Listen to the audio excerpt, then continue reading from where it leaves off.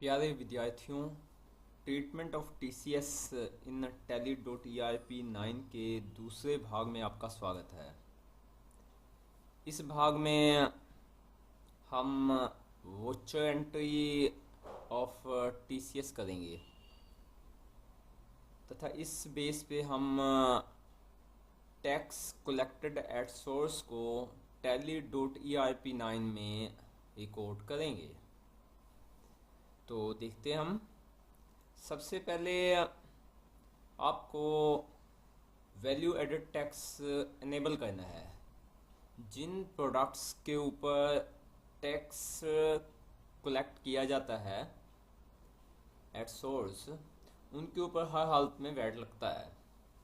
तो taxation features में जाकर आपको इसको यस करना है तथा enable TCS tax collected at source को भी यस करना है, क्योंकि यह टैक्स हमने अपने कस्टमर से लेना है तथा गवर्नमेंट को देना है तथा कस्टमर की जो बाद में फाइनेंशियल ईयर पे टोटल इनकम होगी उसमें से टीसीएस घटा के जो बैलेंस है वो कस्टमर पे करेगा।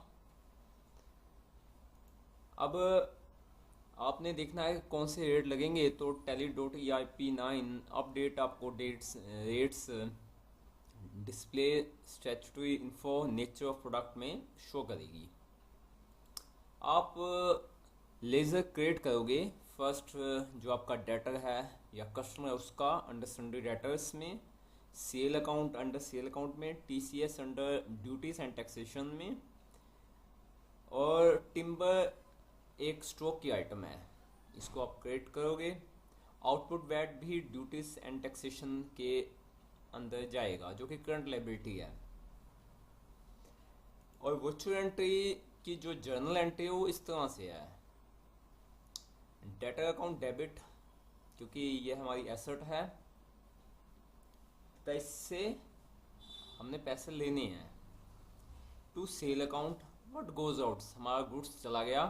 Output VAT account credit and TCS account credit, यानी इस व्यक्ति की अब रिस्पॉन्सिबिलिटी है कि वो हमारी सेल की अमाउंट दे, आउटपुट वैट दे और टीसीएस दे, और हमारी जिम्मेवारी है कि ये दो लायबिलिटीज़ को हमने गवर्नमेंट को पे करना है।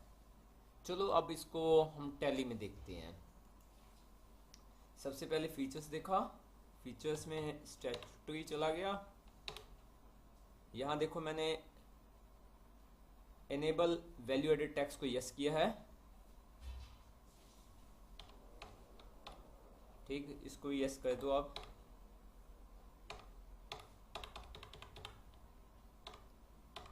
और जो आपका enable tax collected at source को भी यस किया है। सेट एंड अल्टर को भी कर देते हैं यस।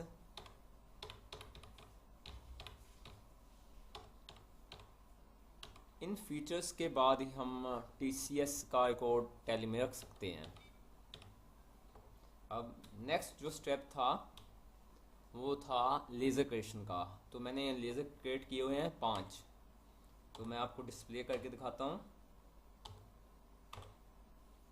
सबसे पहले है मैंने किया शाम। शाम इज़ अवर कस्टमर।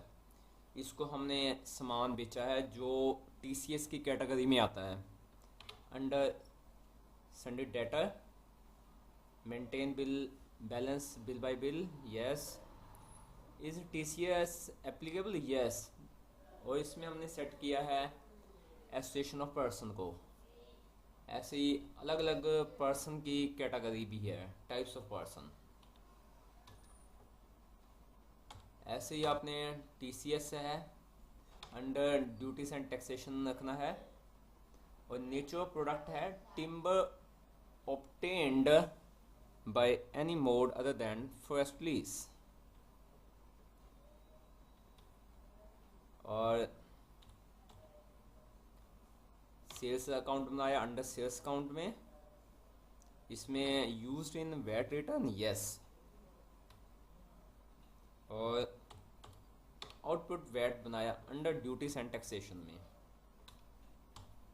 अब हम एक व्यूज देखते हैं कितना टैक्स लगेगा स्टैट्यूटरी इन्फो में। इसमें नेचर ऑफ प्रोडक्ट गुड्स। तो ये हमारा है टिम्बर ऑब्टेन्ड, जो हमारे कस्टमर टिम्बर ऑब्टेन किया तो 2.5% है।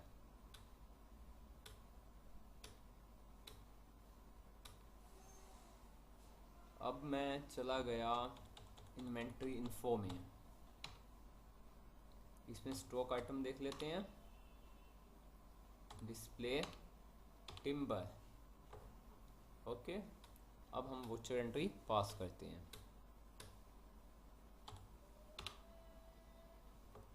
तो सेल वोचर में आपने जाना है, उसके बाद कैश है तो कैश, बैंक से अगर हमारे कस्टमर पेमेंट किया तो बैंक, अदरवाइज हम कस्टमर का नाम लिख देते हैं श्याम।